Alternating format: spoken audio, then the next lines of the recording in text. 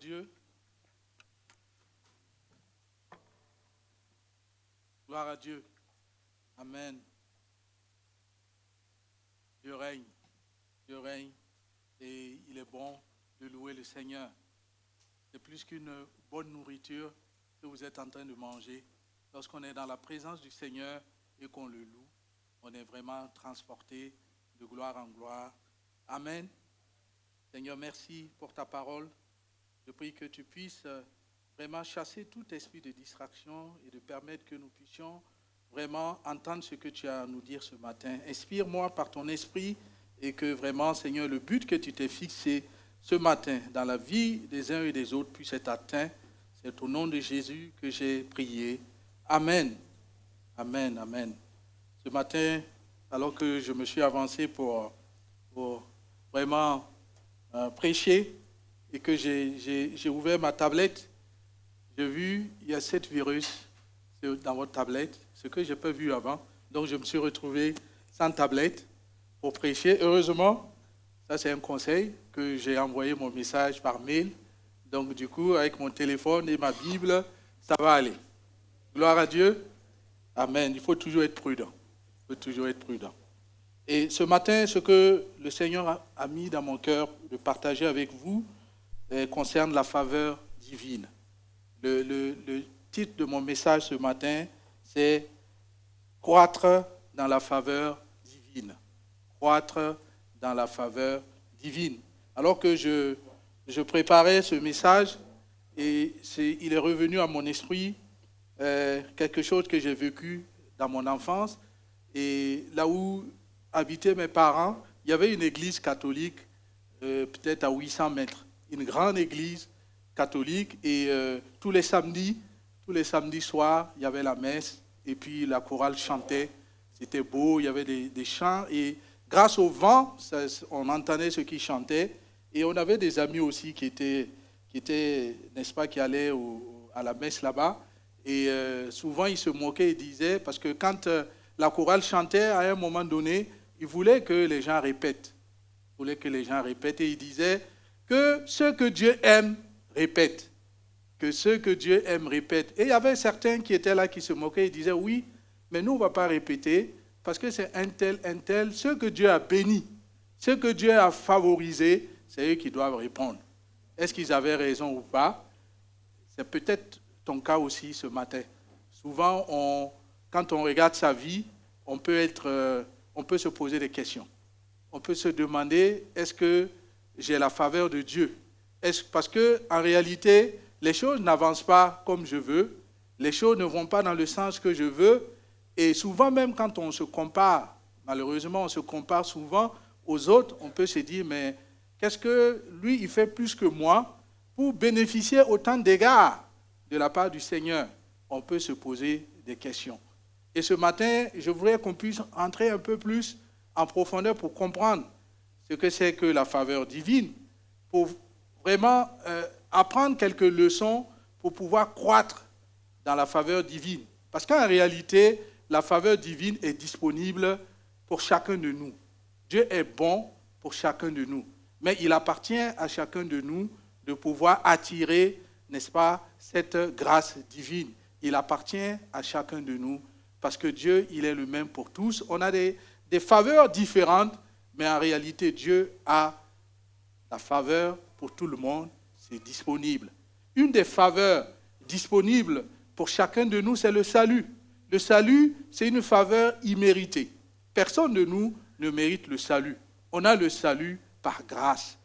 Et si tu es là ce matin, c'est que tu dois déjà compter cette faveur-là. Si tu es là ce matin, que tu as donné ta vie au Seigneur, tu as reçu le plus grand cadeau que quelqu'un sur la terre peut recevoir. Parce qu'en réalité, tout ce que tu possèdes sur cette terre, tout ce que tu as, va rester ici. Tu ne vas pas emporter cela. Tout ce que tu as ici va rester. Mais le salut que tu as en Jésus-Christ est quelque chose d'éternel. C'est quelque chose qui va te permettre d'être dans la présence du Seigneur pour l'éternité, qui va te permettre d'être réconcilié avec Dieu pour l'éternité. Donc, si tu es là ce matin, tu peux te considérer comme faisant partie de ceux qui ont la faveur divine, parce que tu as le salut. Si tu n'as pas le salut, si tu n'as pas encore accepté le Seigneur Jésus, l'occasion te sera donnée, parce que le salut, c'est par le moyen de la foi. Il suffit d'y croire, parce que Jésus a déjà payé le prix. Mais une fois qu'on est chrétien, qu'on a le salut, pour autant, la vie n'est pas finie. La vie n'est pas finie. On a besoin de toujours demeurer dans cette faveur divine pour vraiment voir les choses avancer, pour que les choses puissent aller dans le bon sens. Donc on va voir, n'est-ce pas, à travers la vie de Jésus. Jésus, c'est en réalité le meilleur des exemples qu'on puisse prendre dans la Bible. Donc ce matin, je voudrais baser ce message-là dans Luc 2, à partir du verset 49 jusqu'à 52. On va lire dans Luc 2, 49 à 52. En attendant, il faut savoir que la faveur, ce n'est pas quelque chose qu'on peut mériter. Quand vous faites une faveur à quelqu'un, ce n'est pas en retour de quelque chose. Sinon, ce n'est plus une faveur. Ça veut dire que c'est un droit.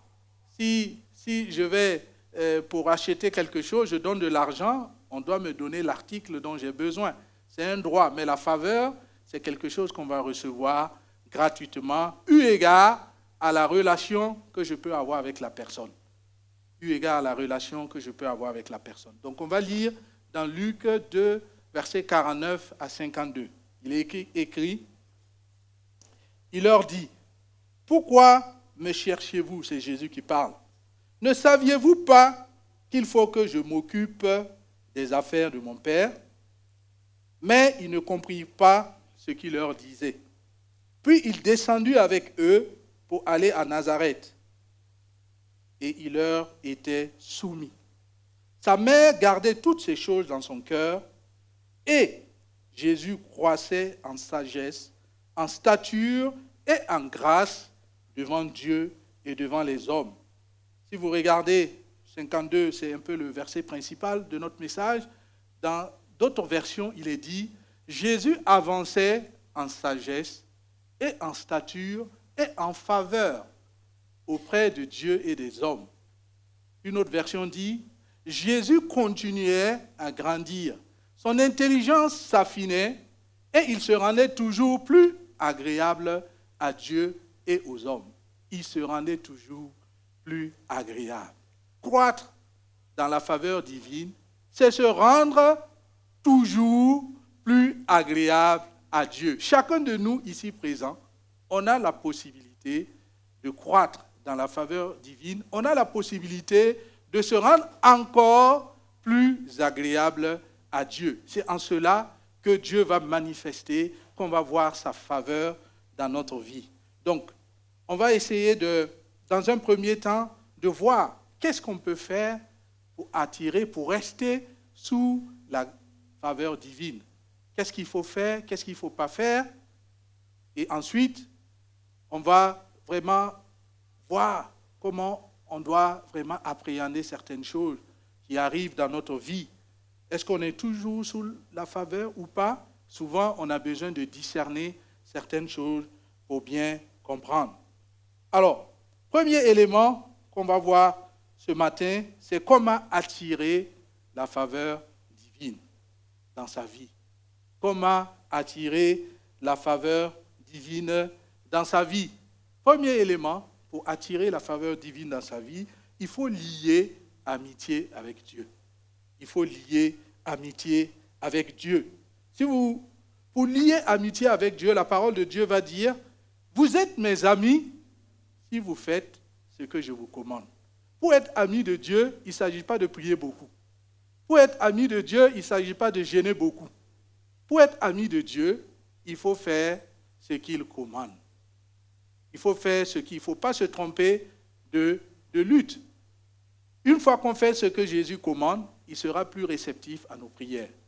Il sera notre ami. Mais si on prie et on ne fait pas ce que Jésus demande, on n'est pas avancé. On ne va pas croître dans cette faveur qui est disponible pour nous. Et pour cela, l'obéissance est importante.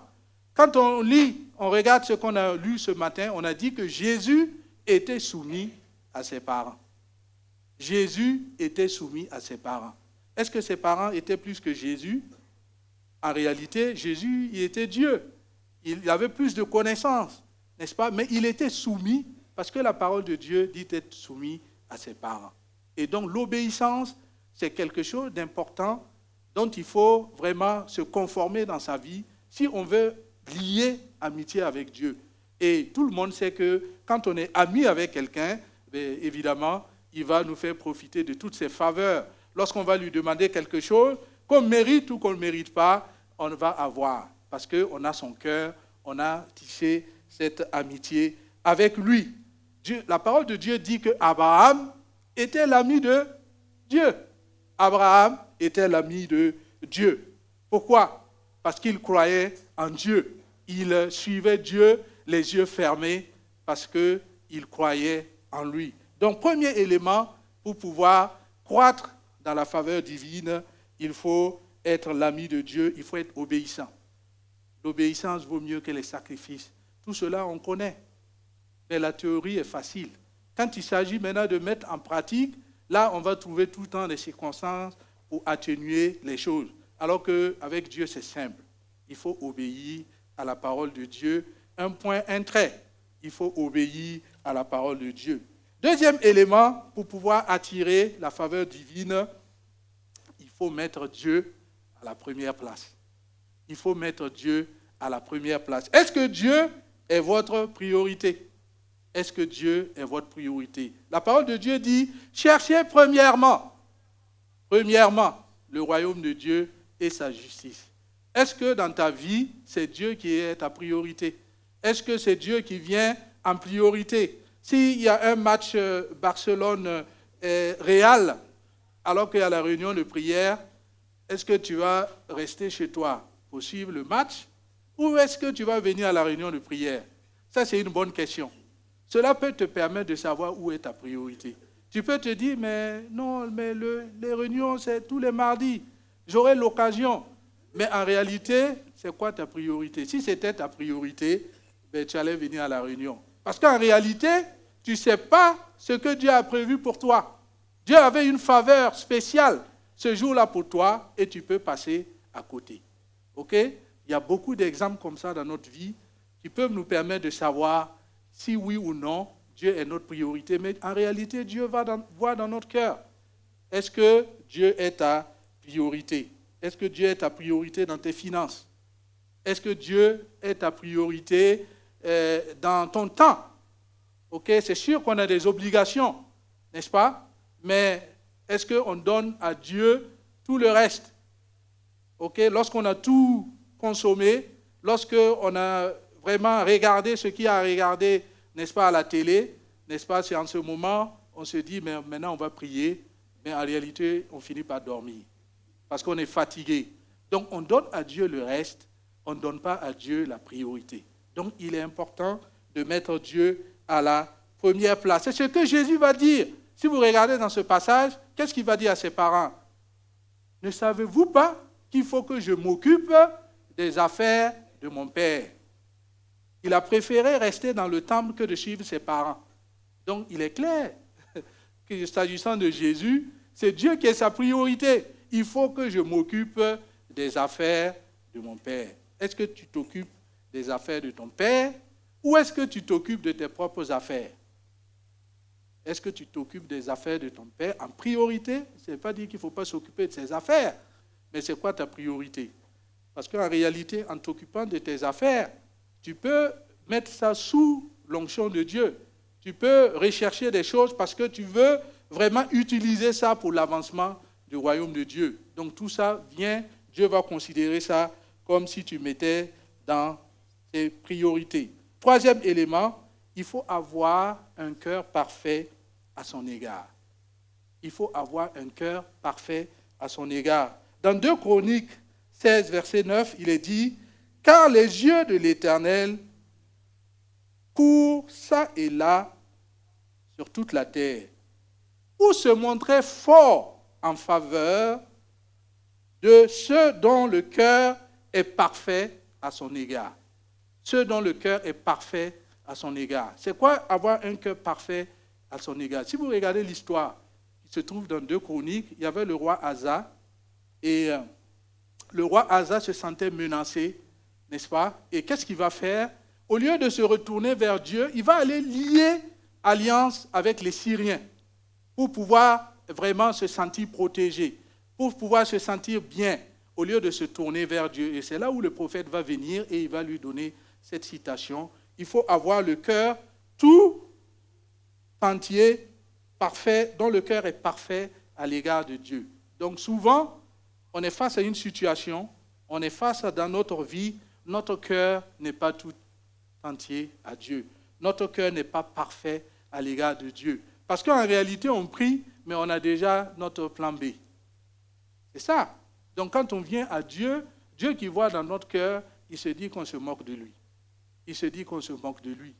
Et on ne peut pas bénéficier de sa faveur. Il faut avoir le cœur tout entier à Dieu. Si vous continuez la lecture dans 2 Chroniques, vous allez voir qu'il est dit que même Asa, quand il était malade, il ne s'est pas confié à Dieu, il s'est confié au médecin. Il s'est confié au médecin. Qu'est-ce que cela veut dire? Les médecins vont te soigner, mais c'est Dieu qui va te guérir. C'est Dieu qui va te guérir. Même cette semaine, j'étais chez un médecin. Ce n'est pas parce que je ne prie pas. Mais j'ai prié pour ça, et puis je vois le médecin. Dieu peut passer par la main du médecin pour te guérir. Tout est une question de conviction. Tout est une question vraiment d'attente. Est-ce que tu t'attends à la guérison de Dieu ou est-ce que tu t'attends à la main du meilleur spécialiste dans le domaine où tu es parti? Donc Dieu regarde si ton cœur est parfait à son égard, si tu ne t'appuies pas sur autre chose ou tu n'es pas en train de faire des mélanges. Donc pour bénéficier de la faveur de Dieu, il faut avoir le cœur tout entier à lui. Autre chose importante, c'est qu'il faut avoir l'esprit humble et contrit. Il faut avoir l'esprit humble et contrit. Cela se trouve dans Ésaïe 66, verset 2. Ésaïe 66, verset 2. L'humilité, en fait, si tu peux afficher Ésaïe 66, verset 2. L'humilité, l'esprit humble, c'est vraiment important. Parce qu'en réalité, je peux me montrer humble devant vous, mais je n'ai pas l'esprit humble. Vous ne savez pas ce qui est dans mon cœur, mais Dieu voit. L'humilité de façade, ce n'est pas ce qui convient à Dieu. Toutes ces choses, ma main les a faites et elles sont toutes venues alors à l'existence, au acte de l'Éternel. Voici sur qui je porterai mes regards, sur le malheureux qui a l'esprit abattu, qui tremble à sa parole. D'autres versions parlent de l'humilité, mais celui qui est humble d'esprit est agréable à Dieu. Parce qu'en réalité, quand quelque chose va arriver dans sa vie, il ne va pas commencer à se plaindre avec Dieu. Il ne va pas commencer à accuser Dieu. Dieu, voilà, je prie tous les jours, je viens à l'église, je fais ci, je fais ça, mais tu n'as pas fait ça pour moi. L'humilité qu'on peut avoir, c'est vraiment de savoir que Dieu règne. C'est ce qu'on a chanté, non? Dieu règne sur l'univers entier. Donc sur ta vie aussi, tu dois avoir cette pleine conscience que Dieu règne. Et que si Dieu règne, il n'y a rien qui a surpris Dieu. Et il faut avoir l'humilité de pouvoir se soumettre et de pouvoir s'attendre à la délivrance que l'Éternel peut apporter. Important. Autre élément pour s'attirer la faveur de Dieu, c'est la sanctification. Il faut rechercher la sanctification. Daniel, nous tous on connaît l'histoire de Daniel. Il était quelqu'un il avait la faveur de Dieu. Beaucoup de choses sont arrivées dans la vie de Daniel, mais la main de l'Éternel a toujours été sur lui. Dans Daniel 1, 8 à 9, il est dit, Daniel résolut de ne pas se souiller par les mains du roi. Daniel résolut de ne pas se souiller. Souvent dans notre vie, on a besoin de prendre des résolutions. On a besoin de prendre des résolutions. Ce n'est pas quelqu'un d'autre qui va nous faire entrer dans la sanctification. C'est nous-mêmes qui devons nous résoudre à vivre une vie de sanctification. En réalité, à regarder dans notre vie quels sont les éléments qui ne sont pas à la gloire de Dieu et de prendre une décision. Ce n'est pas une prière seulement qui va nous aider à nous en sortir. C'est une prière appuyée sur notre résolution. Si on a la ferme résolution de s'en sortir, on va s'en sortir. Et la Bible dit, à cause de cela, Dieu fit trouver faveur pour Daniel. Dieu fit trouver faveur pour Daniel. Parce que Daniel a résolu. Souvent, on veut bénéficier des faveurs de Dieu, mais on ne veut pas prendre des résolutions. On ne veut pas changer. On se plaît dans notre péché. On se dit que Dieu comprend. Mais en réalité, Dieu ne comprend pas. Dieu exerce sa miséricorde envers nous parce qu'il ne veut pas qu'on se perde. Mais Dieu ne nous comprend pas en réalité. Dieu nous laisse, il est patient, il veut que nous puissions changer. Alors, pour attirer la faveur divine, il faut chercher à faire le bien. Il faut chercher à faire le bien. Il ne faut pas faire le bien qui arrive à notre porte, mais il faut chercher. Si tu es par exemple dans cette église et que tu vois que quelqu'un a besoin de quelque chose et que tu peux lui faire du bien, il faut faire. Dieu va aimer cela. Dieu va vraiment faire déverser sa faveur sur toi parce que Dieu aime cela. Il faut chercher à faire le bien. C'est vraiment ce que le Seigneur attend de nous. Le Seigneur attend de nous. Comme ça, ton frère va vivre la communion fraternelle et il va savoir que Dieu est vivant. Dieu veut passer par toi pour faire du bien à des frères et sœurs. Il faut que tu sois attentif. Il faut que tu puisses discerner ce que le Seigneur a besoin que tu puisses faire. Et il faut aussi vivre avec la foi. On a vu ça, il y a quelques fois, j'avais prêché sur la foi. Que Dieu ouvre les yeux de ta foi. On a besoin de vivre avec la foi. Parce que la Bible dit, or, sans la foi, il est impossible. Il est impossible d'être agréable à Dieu. Alors qu'on a dit que la faveur divine, pour en bénéficier, ça va avec le fait qu'on est agréable à Dieu. Et si on n'a pas la foi, parce que la parole de Dieu dit qu'il faut que celui qui s'approche de Dieu croit que Dieu existe et qu'il est le rémunérateur de ceux qui les cherchent. Si tu n'as pas la foi, tu perds ton temps ici. Parce que sans la foi, il est impossible d'œuvrer, d'être sous la faveur divine. Demande à Dieu d'augmenter ta foi. Prends une résolution de marcher dans la foi. Parce que c'est une résolution. Si on décide de marcher dans la foi, on va marcher dans la foi. La foi ne va pas être spontanée et comme ça dans notre cœur. Il faut qu'on ait cette résolution de pouvoir marcher dans la foi. Dernier élément, il y en a beaucoup, mais je vais me limiter là. Dernier élément de ce qu'on doit faire pour attirer la faveur de Dieu, c'est la miséricorde. La parole de Dieu dit d'aimer la miséricorde. Il faut aimer la miséricorde. La miséricorde, pour aller vite, c'est vraiment le fait qu'on puisse vraiment pardonner quelqu'un alors qu'il ne le mérite pas. Est-ce que dans notre vie, si on regarde, il n'y a pas des gens comme ça autour de nous qu'on doit exercer la miséricorde? En réalité, ils ne méritent pas notre pardon. En réalité, ils ne méritent pas, n'est-ce pas, qu'on puisse exercer cela. Mais la parole de Dieu nous demande d'aimer la miséricorde. Dieu aime, heureux ceux qui aiment la miséricorde. Dieu aime ceux qui aiment la miséricorde, ceux qui aiment exercer la miséricorde autour d'eux. Donc, il faut tenir compte de ça dans sa vie et pouvoir exercer la miséricorde. Alors, il y a les choses qu'on doit faire, il y a les choses qu'on ne doit pas faire. Il y a les choses qu'on ne doit pas faire lorsqu'on veut attirer la faveur divine. Le premier élément, vous connaissez, c'est l'orgueil. C'est l'orgueil. Qu'est-ce que la parole de Dieu dit? Dieu résiste aux orgueilleux. Donc, quelqu'un qui vous résiste, quel jour vous allez avoir sa faveur? Jamais. Donc, vous devez ne pas être orgueilleux. Dieu résiste aux orgueilleux. En réalité, tu demandes des choses, peut-être que c'est parce que tu es dans l'orgueil jusqu'à présent que le Seigneur attend. Parce qu'en réalité, le Seigneur est patient envers toi. Il ne veut pas te répondre tout de suite parce qu'il veut travailler ton orgueil. Il veut travailler ton orgueil pour t'amener dans l'humilité.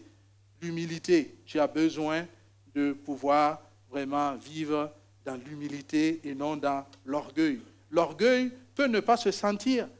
Peut-être que je suis orgueilleux, mais vous ne le savez pas parce que ce n'est pas écrit sur mon front. Mais Dieu le voit. Dieu le voit. Dieu voit et nous devons être sincères envers nous-mêmes et envers Dieu. Et si nous vivons une vie d'orgueil, nous devons vraiment nous repentir et demander à Dieu sa grâce pour pouvoir ne pas être dans l'orgueil. Dieu résiste aux orgueilleux. Alors, quelques éléments aussi importants dans la parole de Dieu, dans Proverbes 6, versets 16 à 19, il est parlé de 6 choses, et même 7, dont le Seigneur a en horreur. Si ces choses-là sont en vous, cela peut éloigner la faveur de Dieu dans votre vie. 6 ou 7, ça veut dire que ce n'est pas fini.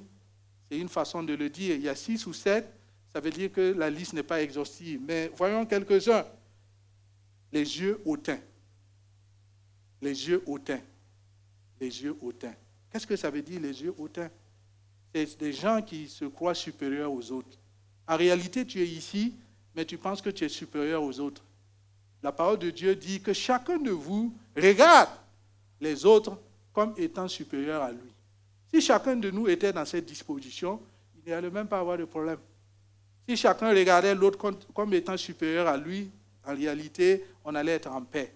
Mais quand on pense qu'on est supérieur à l'autre, on n'est pas d'accord qu'il nous parle comme ça.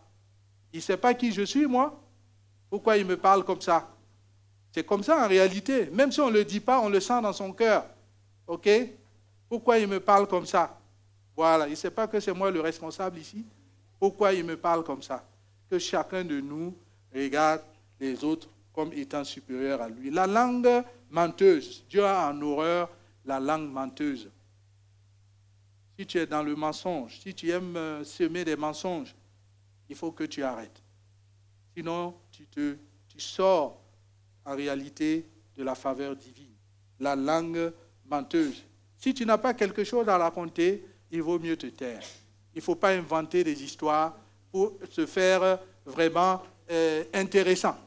Pour te faire intéressant. En réalité, il y a des gens qui font comme ça. Et il n'y a pas de petits mensonges. Il faut t'éloigner du mensonge. Les mains qui versent le sang innocent. Dieu a en horreur les mains qui versent le sang innocent. Ça ne veut pas dire que nous, on doit se venger. La vengeance appartient à Dieu. Voilà, mais Dieu a en horreur ceux qui versent le sang innocent. Le cœur qui médite les projets injustes. Dieu a en horreur le cœur qui médite des projets injustes. Donc, fais le bilan de ton cœur comme si tu étais allé voir un cardiologue. Et puis, regarde toutes ces choses-là. Est-ce que tu ne médites pas des projets injustes? Peut-être qu'il y a des pensées qui peuvent venir dans ton cœur, mais tu dois rejeter cela. Tu dois rejeter cela. À tous ceux qui ont reçu Jésus, il a donné le pouvoir. Tu as le pouvoir de devenir enfant de Dieu, d'avoir vraiment, de pouvoir méditer de bonnes choses. Même si l'ennemi vient pour te sémer des pensées mauvaises, tu dois prendre autorité sur cela. Tu vas dire qu'un enfant de Dieu ne fait pas cela. Les pieds qui se dépêchent de courir vers le mal. Pourquoi tu te dépêches de courir vers le mal? Cherche le bien. Cherche le bien. N'est-ce pas? Cherche le bien. Dieu n'aime pas ceux qui se dépêchent de courir au mal. OK? Dans sa faveur n'est pas sur ce genre de personnes. Le faux témoin qui dit des mensonges. Le faux témoin qui dit des mensonges. Et celui qui provoque des conflits entre frères. Celui qui provoque des conflits. Là, on est en famille, on est entre frères et sœurs. S'il y a des problèmes quelque part, tu ne dois pas être de celui qui va attiser le feu. Tu es de celui qui doit apporter la paix.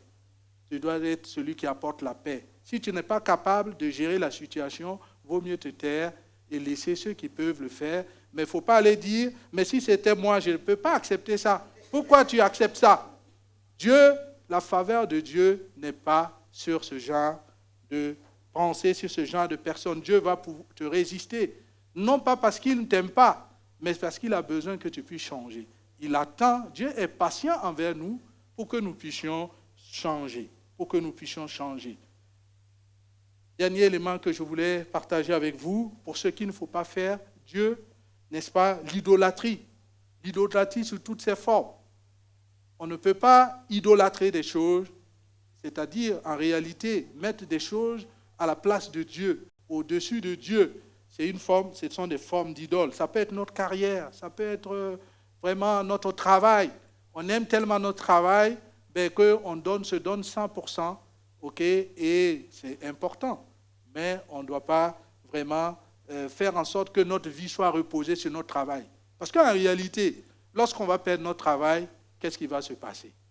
Qu'est-ce qui va se passer? Si notre vie se repose sur les choses que nous avons, que Dieu a mis, n'est-ce pas, pour nous, notre famille, notre conjoint, n'est-ce pas, nos enfants, oui, c'est important. Mais il ne doit pas être des idoles pour nous au point de prendre la place de Dieu. Donc, comment attirer la faveur divine? Il faut essayer de vraiment voir dans sa vie s'il n'y a pas des éléments qu'on a cités ici dont on a besoin de mettre en règle avec le Seigneur. Alors, deuxième élément important pour discerner la faveur de Dieu, pour pouvoir vraiment être, n'est-ce pas, dans la faveur de Dieu, c'est qu'il faut aussi savoir que la faveur de Dieu, n'est-ce pas, n'élimine pas l'opposition ni le processus. Deuxième point, la faveur de Dieu n'élimine pas l'opposition ni le processus. Ça veut dire quoi? Ce n'est pas parce qu'on est face à des difficultés qu'on n'a pas la faveur de Dieu. Ce n'est pas parce qu'on est face à des difficultés qu'on n'a pas la faveur de Dieu. Et beaucoup de personnes raisonnent comme ça.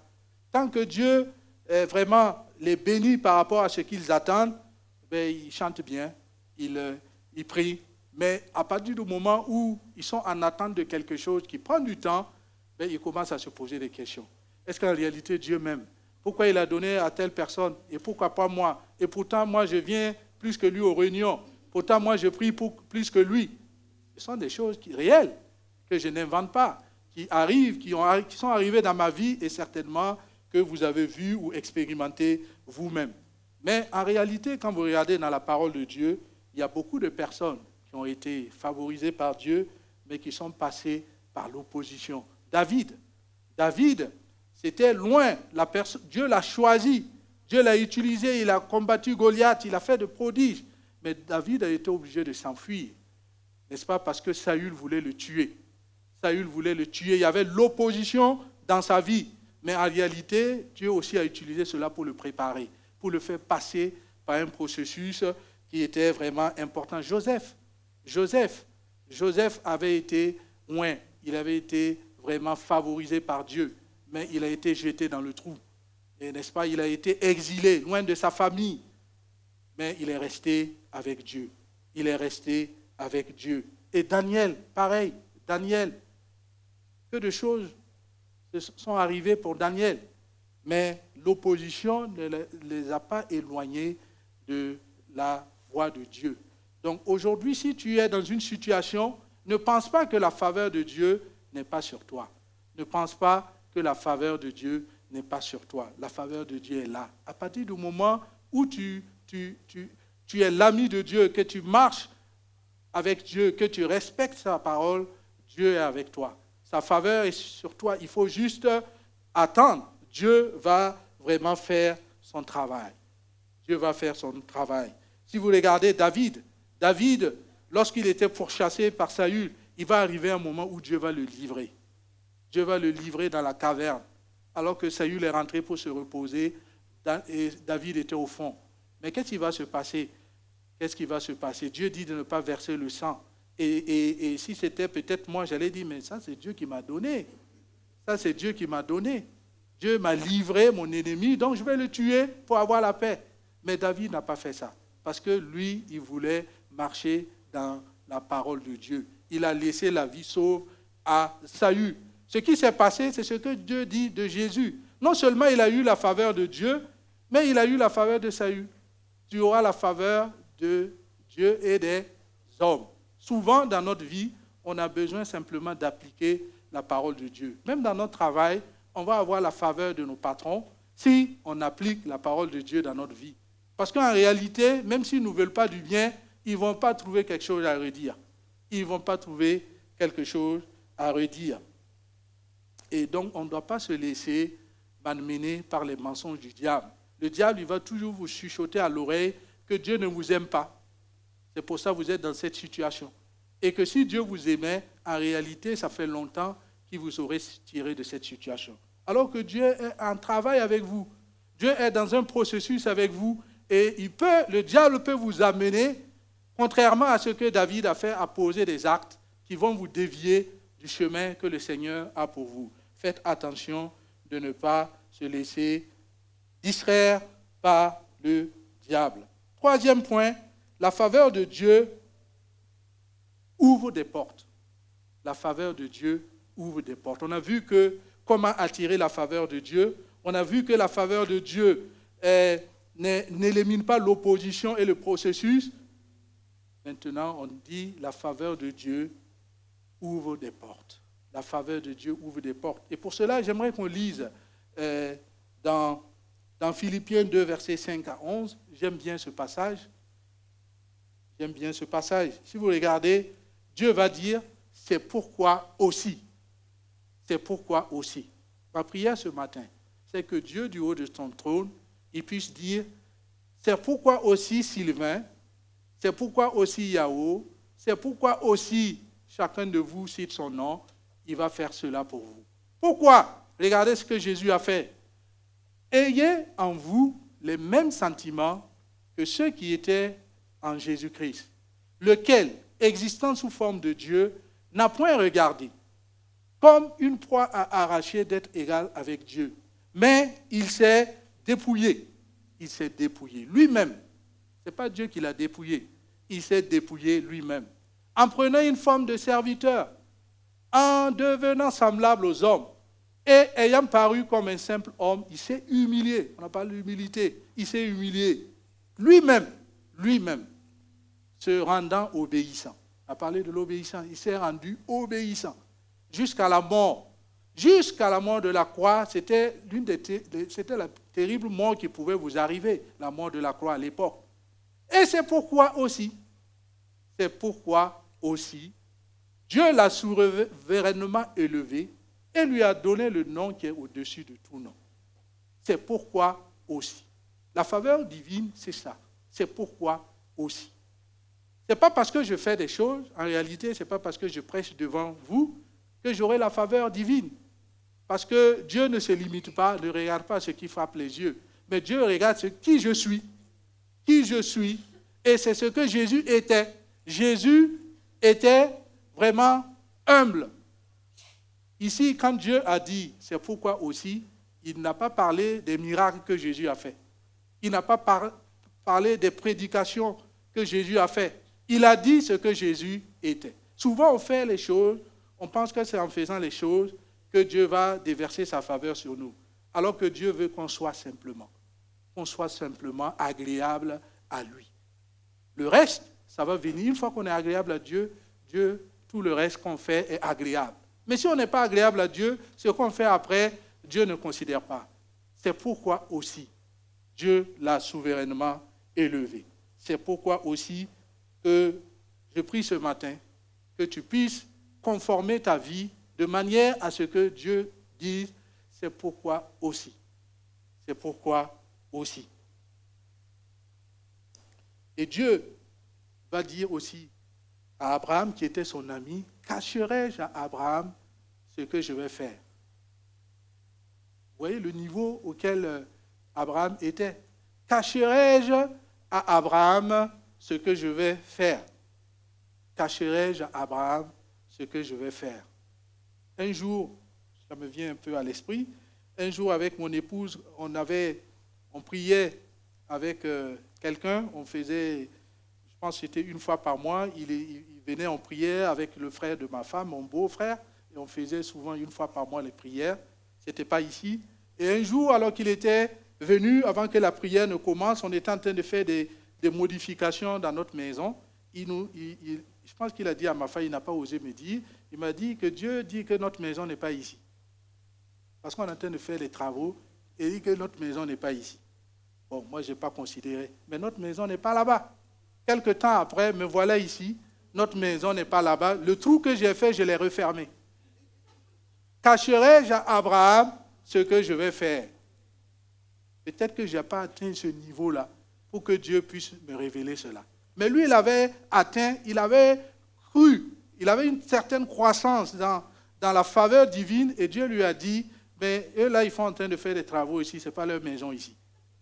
Moi, quand j'ai entendu ça, bof, je me suis dit, mais bon, peut-être qu'il n'a pas reçu ça de Dieu. Hein. C'est souvent ce qu'on se dit. Mais quelque temps après, ça me trottine toujours à la tête. C'est ce qu'il nous avait dit. Ce n'est pas votre maison ici. Que tu croisses dans ta faveur avec Dieu pour que Dieu puisse te révéler en réalité ce qu'il a pour toi. Parce que tu souffres souvent parce que Dieu ne t'a pas révélé. Et donc, ce n'est pas qu'il ne va pas faire pour toi. Mais tu aurais voulu avoir cette information pour que tu puisses être à l'aise, pour que tu puisses être patient afin d'attendre ce que Dieu va faire. Quatrième élément, pour terminer, la faveur divine est pour l'accomplissement des plans de Dieu. La faveur divine est pour l'accomplissement des plans de Dieu. En réalité, pourquoi Dieu te fait des faveurs et pas l'autre? Parce que Dieu veut t'utiliser dans l'accomplissement de son plan divin. Dieu veut t'utiliser dans l'accomplissement de son plan divin. C'est pour ça que c'est pas ce que tu attends n'est pas peut-être encore dans l'agenda de Dieu, mais dans ton agenda. La faveur de Dieu est pour toi, est sur toi, mais Dieu attend le bon moment pour pouvoir mettre ça en œuvre. Parce que la faveur de Dieu, ce n'est pas pour toi. Si Dieu te bénit, par exemple financièrement, ce n'est pas simplement pour que peut-être tu achètes un yacht, un jet privé, la grosse villa de la zone. Tout ça, c'est bien. Mais Dieu veut certainement utiliser tes finances pour son œuvre, pour faire quelque chose. Si tu es là aussi, n'est-ce pas, ce matin, peut-être ce n'est pas un hasard qu'à ce moment précis de ta vie, Dieu t'a conduit dans cette église. Dieu a un plan, n'est-ce pas, pour toi. Dieu veut faire quelque chose à travers toi. Et c'est ce qu'on voit avec la reine Esther. Esther, qu'est-ce que Mardochée va lui dire? Qui sait si ce n'est pas pour un temps comme ceci que tu es parvenu à la royauté? Qui sait si ce n'est pas pour un temps comme ceci que tu es ici? Mais il faut que tu sois sensible. Il faut que tu sois sensible pour que Dieu puisse faire son travail dans ta vie. Dieu te positionne et t'équipe pour servir le plan de Dieu. Il ne faut pas simplement penser que c'est pour toi et pour ta famille. Si Dieu t'a donné un talent, peut-être musical, un talent, peut-être que Dieu, n'est-ce pas, t'a fait faveur et tu es quelqu'un qui est positionné dans la prière. Ce n'est pas pour que tu pries pour toi et ta famille simplement. C'est pour que tu pries pour l'Église. C'est pour que tu pries pour le pays. C'est pour que tu pries pour toutes les causes de Dieu. Parce que Dieu veut t'inscrire dans son plan. C'est pour cela qu'il te fait cette faveur. La faveur divine est pour l'accomplissement des plans de Dieu. Et ma femme et moi, quand on est arrivés ici, et nous, on est arrivés ici pour le travail. Moi, je me rappelle, il y a quelques années, j'avais étudié en France, j'ai étudié à Nice, à Sophia Antipolis là-bas. Ça fait déjà plus de 20 ans. Et quand j'ai fini mes études, j'ai fini en septembre, et puis j'ai prié le Seigneur, j'ai dit, si tu veux que je reste ici, il faut me trouver un bon travail. Sinon, en décembre, je vais partir. C'est fou, hein? C'est peut-être dans ma folie de jeunesse que j'ai fait ça. Et puis, je suis allé prendre un billet, aller simple. Et puis, en décembre, je n'avais pas trouvé quelque chose de bien. Septembre, c'est court, hein, même quand j'ai fait cette prière, je me suis demandé si je n'ai pas été trop mais j'ai fait confiance en Dieu. Décembre, je suis parti. Je suis parti parce qu'en réalité, je savais que si tu as la faveur de Dieu, tu peux réussir partout où tu es. Ce n'est pas seulement quand tu es en Europe que tu peux réussir. Là où, si tu as la faveur de Dieu, tu peux réussir. Et je suis parti. Parce que plus de 16 ans après, Dieu m'a ramené ici. Dieu m'a ramené ici. C'est la faveur. C'est la faveur de Dieu. Et ma femme et moi, on a compris que si Dieu nous a amenés ici, ce n'est pas simplement pour le travail. C'est parce que Dieu veut nous inscrire dans son plan. Et c'est pour ça qu'on travaille. On fait le travail de Dieu. En réalité, si Dieu t'a mis quelque part, ce n'est pas simplement pour toi seul. C'est pour ton bien-être à toi. Dieu a besoin de t'utiliser. Dieu te fait faveur parce qu'il veut faire de grandes choses avec toi. Et si tu restes dans la faveur de Dieu, Dieu va faire de grandes choses dans ta vie. Cherchez, premièrement, le royaume de Dieu et le reste. Et je me rappelle encore l'année passée, et quelque chose qui m'est arrivé quand je suis rentré dans mon travail, jamais de ma vie, je pourrais penser que j'allais atteindre ce niveau-là. Et Dieu a fait une faveur extraordinaire, de telle sorte que mon N+2, qui est devenu mon N+1, lorsqu'on s'est vu pour parler, il m'a dit, c'est surprenant. C'est surprenant. Et moi, je lui ai dit, c'est Dieu qui a fait. Jamais on a parlé de Dieu entre nous. Vous savez, au milieu du travail, on est un peu... Voilà. Et je lui ai dit, j'ai eu le courage de lui dire, c'est Dieu qui a fait. Parce qu'en réalité, lui-même, il a trouvé que c'est surprenant. Et quand quelque chose... La parole de Dieu dit que tout don parfait vient de Dieu. Si tu as eu quelque chose qui est parfait et que tu chéris, qui est bien, il faut savoir que c'est Dieu qui t'a donné. Et si c'est Dieu qui t'a donné, il faut vraiment savoir que c'est pour le plan, l'accomplissement des plans de Dieu. C'est pour l'accomplissement des plans de Dieu. Alors, en conclusion, je vais inviter le groupe de louanges à revenir. Il y a beaucoup de choses à dire sur la faveur divine. Mais j'espère que le peu que le Seigneur m'a permis de dire a permis de toucher tout un chacun. Ce que je voudrais que tu retiennes, c'est que ce n'est pas parce que tu es dans les difficultés que la faveur de Dieu n'est pas sur toi. Ce qui doit te préoccuper, c'est de savoir est-ce que ma vie est en règle ou pas avec le Seigneur. Comment le Seigneur me voit? Est-ce que j'attire sa faveur ou pas? Parce qu'en réalité, quand on est enfant de Dieu, on vit sous cette faveur divine. On est sur cette faveur divine. Et donc ce matin, je voulais que l'on puisse vraiment reprendre le chant ébloui. Là, dans le chant, il est dit, le bras de l'Éternel est sur toi. Est-ce que tu sens le bras de l'Éternel sur ta vie? Ou est-ce que tu penses que Dieu t'a abandonné? Si tu penses que Dieu t'a abandonné, en réalité, c'est toi qui as abandonné Dieu. Mais le bras de l'Éternel est sur toi. Le bras de l'Éternel, celui qui repose, n'est-ce pas, à l'abri du Très-Haut, repose à l'ombre du Tout-Puissant. Est-ce que tu t'es mis à l'abri du Très-Haut? C'est la question que tu dois te poser ce matin. Et alors qu'on va reprendre ce chant, chante ce chant et vraiment pense à tout ce qu'on vient de se dire pour voir est-ce que j'attire ou pas la faveur de Dieu dans ma vie. Et après, je vais revenir pour prier pour ceux qui ont besoin de la prière, pour vraiment revenir à l'abri du Très-Haut, pour reposer à l'ombre du Tout-Puissant.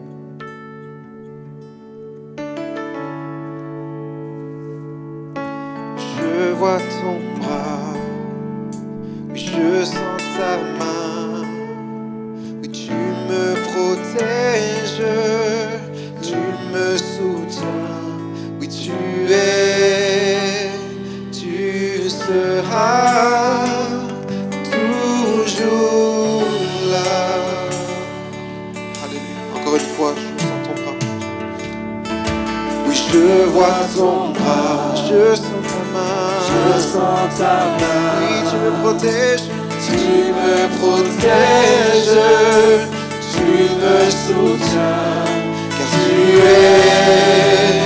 tu seras toujours là. encore une fois, je vois ton bras. Ensemble, je vois ton bras. Oui, je vois ton bras. Je sens ta main. Je sens ta main. Oh oui, Tu me protèges, tu me soutiens, oui tu seras toujours là. pourquoi je suis ébloui? Ébloui devant toi, ébahi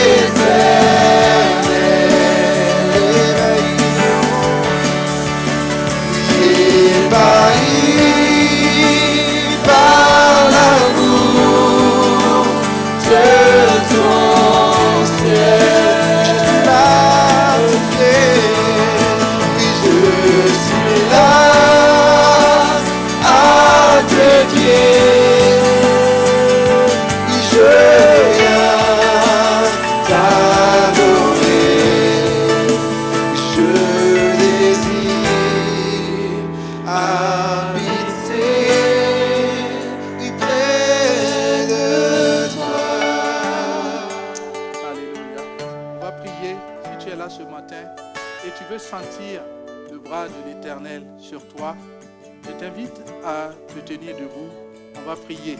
C'est ta résolution. La parole de Dieu, à tes résolutions répondront le succès. Daniel résolut de ne pas se souiller. Si tu as besoin de prendre des résolutions, si tu as besoin vraiment de marcher dans la faveur de Dieu, je voudrais t'inviter simplement à te lever ce matin pour que ensemble on puisse vraiment prier, pour que Dieu puisse faire grâce, pour que Dieu puisse faire grâce. Est-ce que tu as besoin de la prière ce matin? Tiens-toi simplement debout alors que les yeux sont fermés. Tiens-toi simplement debout pour qu'on puisse prier. On ferme les yeux et ceux qui ont besoin vraiment de sentir le bras de l'Éternel se tiennent debout pour qu'on prie. Alléluia. Seigneur Jésus, merci. Merci parce qu'en réalité, ce n'est pas simplement ma prière, mais c'est la résolution que tous ceux qui se tiennent debout ont pris. Alors qu'ils se sont tenus debout, ils ont résolu de marcher dans ta faveur. Ils ont résolu de faire en sorte que leur vie te soit agréable dans tous les aspects, dans tous les domaines. Seigneur, ils s'attendent à toi. Seigneur, merci, parce qu'en réalité, tu es bon. Tu es bon. Seigneur, montre ta faveur. Montre ta faveur. Que toute la gloire te revienne, Seigneur, au nom puissant et glorieux de notre Seigneur et Sauveur Jésus. Ce nom qui a été donné et qui surpasse tout autre nom. Que, Seigneur Jésus, la gloire revienne. Amen. Amen. Bienvenue à l'église La Porte. Nous aspirons tous à une vie meilleure et à la paix intérieure. Mais nos souffrances passées, même en tant que chrétiens, freinent souvent cette quête personnelle. Notre église veut être cette église hôpital, centrée sur Jésus pour soigner, équiper et faire des disciples épanouis. Sa mission, centrée sur Jésus, vise à impacter chaque individu de tout âge au service de Dieu. Aujourd'hui, nous soignons déjà par des initiatives comme Libère ton identité, des ateliers sur la parentalité ou contre les violences sexuelles. Nous accompagnons chaque personne en les équipant et les formant pour qu'elles deviennent et forment des disciples. Notre grand défi est de développer notre vision d'église hôpital en implantant de nouvelles églises hôpitaux. Dès 2025, pour que plus de personnes puissent profiter de nos ressources, nous sommes très heureux de vous annoncer notre projet d'implantation église hôpital à Courbevoie. Pour réaliser cette vision de soigner, équiper et envoyer, nous avons besoin de vous. Devenez l'un de nos 200 partenaires en vous engageant à donner 35 € ou plus par mois pour soutenir cette vision. Ensemble, soignons des vies. Jésus agit encore. J'ai été équipé. J'ai été restauré. J'ai été renouvelé. J'ai été transformé. Nous sommes heureux de pouvoir être partenaires de l'église La Porte. Je suis un partenaire et un fier partenaire de l'église La Porte. Je suis partenaire de l'église La Porte. Jésus agit encore. Jésus agit encore. Jésus agit encore. On veut vous le dire que Jésus agit encore et que le Seigneur veut agir de manière extraordinaire dans les cœurs et dans les vies.